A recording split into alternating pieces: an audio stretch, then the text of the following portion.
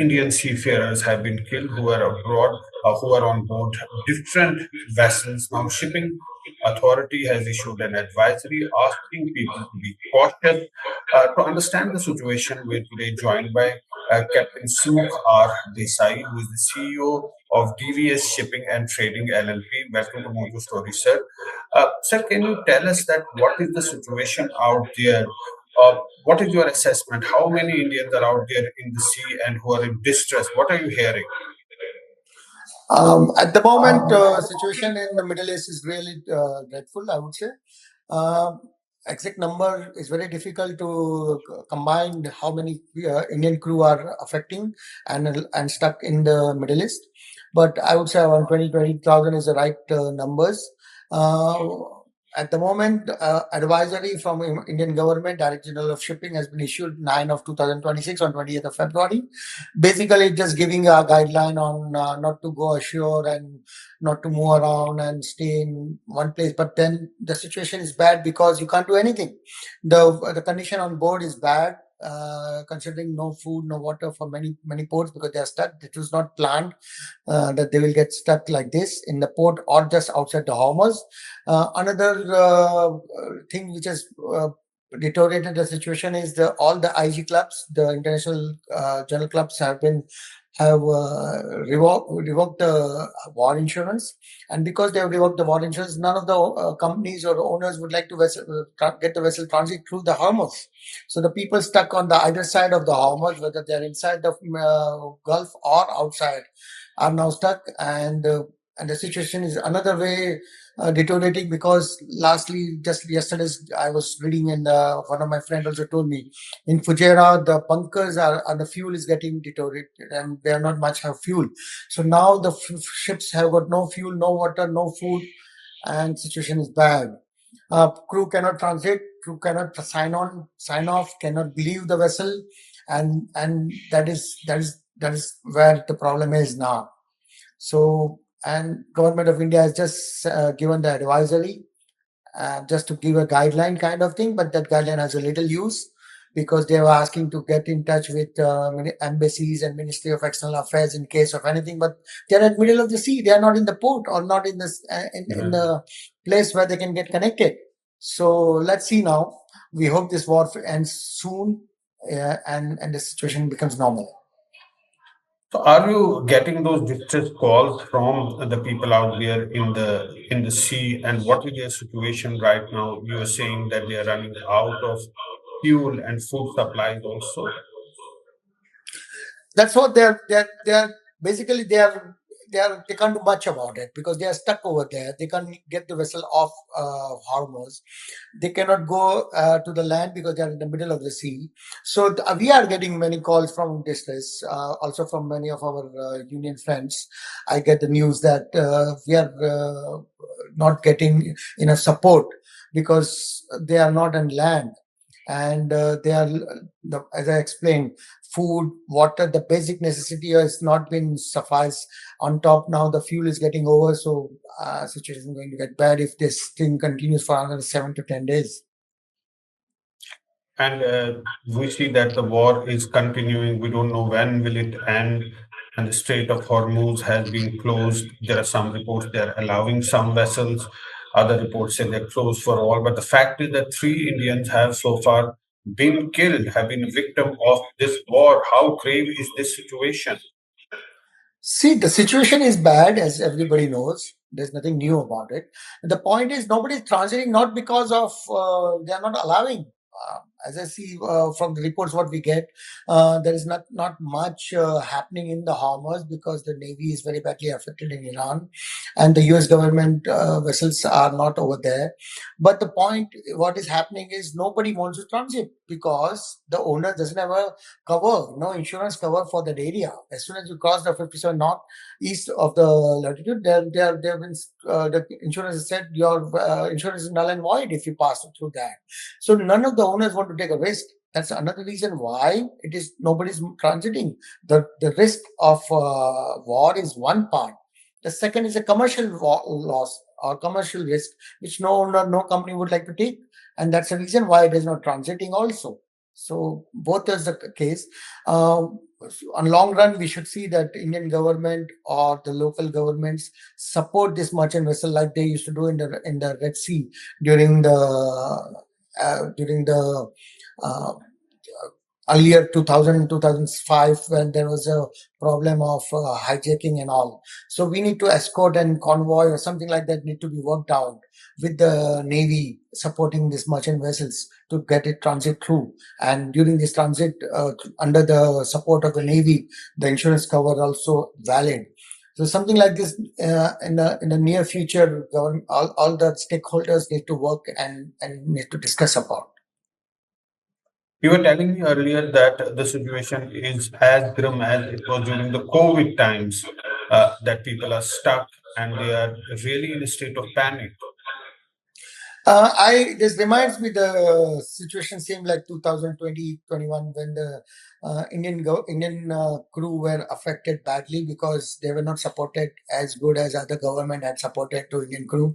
The Indian crew are not given the essential workers status, and no free movement were allowed at that time. Same thing is happening now. Uh, Advisory is one part, and it is okay now. Honestly, if you see the 9 of 2020's advisory, nothing much is written over there, and nothing much can be done also about it. Just a few numbers and the details. What we need is ground support. What we need is a support which can be seen by the seafarers, because they are the people, they are the main spine of the logistic. Today the goods are moving around. During the COVID time also, 2 years people were there at middle of the sea, supported this. I myself was over there at that time. I'm stuck on one vessel for 11 months. So we were there to support the government and everybody. But the same thing all government also should do for the seafarers, especially in this kind of situation where they are stuck, not for the reason their own. And what do you want the government should do right now? Because it's a tough situation. There's a war ongoing. Uh, the government has the advisory is there, but what further can the government do to help the situation? See, the Indian government, I would say, can help out very little, because it's a foreign land and foreign and middle of the sea the ships are. But what they can do, the the foreign affairs can talk to the local government. They can assure and arrange food and water supply to anchorages or nearby vessels, or get the vessel near the ports where they can. Second, they can do is assist in sign on of the crew, by arranging flights or arranging their own local support.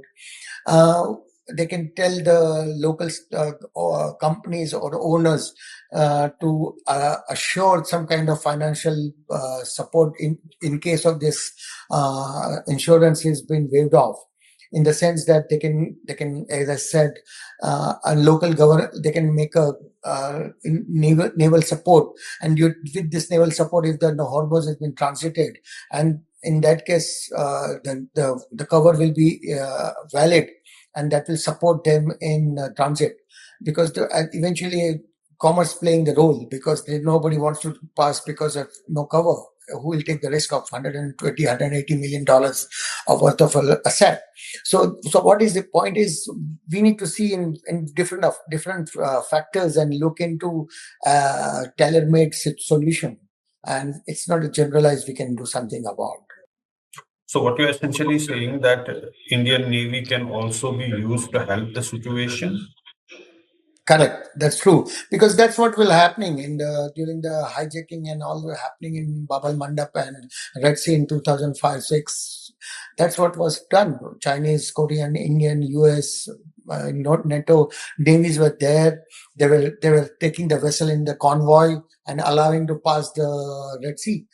So that they have been supported. Same thing, maybe a two or three frigate or a naval vessel can arrange a convoy of 20, 30 merchant vessels, and they can pass in a line, and that way this can be supported. And if that convoy has been supported by Navy, I assume the insurance can be asked to keep the covers on and get these things worked out, because very soon everybody will feel the blunt of this, because fuel and gas and oil supply is going to be affected very, very badly.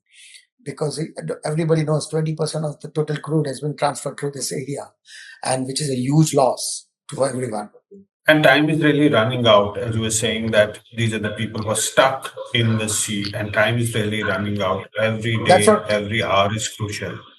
That's what, because see, it was not planned. Because see, when we take on vessels, we take a fuel, food, water, everything for a sub amount of time. Example, like say about 20 days, 30 days. We don't have so much. So all people who were supposed to go to the Bubble Middle East, and we were supposed to reach about 10 days ago. Now they're already finishing their provisions. That's what the big complaint we are getting from our staff, from our friends in sea, that no enough food and water is going to be there if they're just asked to stand and wait off the Babel Mandap and not allowed to go off. So very soon, many of the owners have started transiting and getting them off there. Still, the situation improves, but we need to do it soon, because within 7 to 10 days, if this situation doesn't improve, not only internationally and market-wise, the situation is bad, but it will badly affect our seafarers. And what you're saying that there are at least 25,000 Indians who are there in the sea in this area who are stuck at the moment. Roughly around 22,000 crew are there all around Middle East, affecting in different area of work, because not only the oil and gas, the merchant vessels, there is whole lot of offshore activity happens all around the Middle East, where our Indian crew are there, like in rigs and tugs and platforms, and they are all also getting affected. So whole lot of people are getting affected, or Indians, because of this war. And finally, what is your appeal to the government? I know you have made certain suggestions of using Navy and doing more than just an advisory. Finally, what's your, because you have been in touch with the families and with the people who are in distress, they have been calling you and they've been telling you about their problems. As I suggested earlier, we need to see a local support with the local government, whatever best we can do. I understand it's a different situation than being at land and you get the people off.